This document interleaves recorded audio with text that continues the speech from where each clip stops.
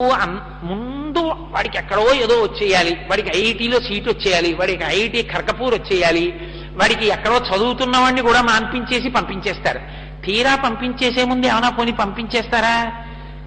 అక్కడ హాస్టల్లో ఏం దొరుకుతుంది, ఏమైపోతాడో పాపం, ఏం తింటాడో, తినగలడా, ఉండగలడా, ఎంత తాపత్రయం మీరు చూడండి. ఆ ప్రేమ అటువంటిదండి. ఓ తండ్రి మెరైన్ ఇంజనీరు, ఆ కూతురు ఏమిటో మా నాన్నగారు గురువుగారు పచ్చాకులు నీళ్ళల్లో కడిగేసి ఉప్పు కారం వేస్తే తినేస్తారు. వెటకారం కాదు ఆ కూతురుది, బాధ. అంత కష్టపడి సముద్రంలో తిరిగి 6 నెలలు పచ్చి ఆకులు కడిగి ఉప్పు కారం వేసి పెడితే మా నాన్న తిని సంపాదించి ఆ డబ్బు పంపిస్తే మేము మేడల్లో ఉండి కార్లలో తిరిగి చదువుకున్నాం, ఇంత పెద్దవాళ్ళం అయ్యాం. మా నాన్నకి ఏమైపోయిందంటే నిజంగా ఇప్పుడు వండి పెడితే ఆయనకి రుచి తెలియదు, ఆయనకి బాగున్నా తెలియదు, బాగుండకపోయినా తెలియదు, తినేస్తారు మా నాన్నగారు.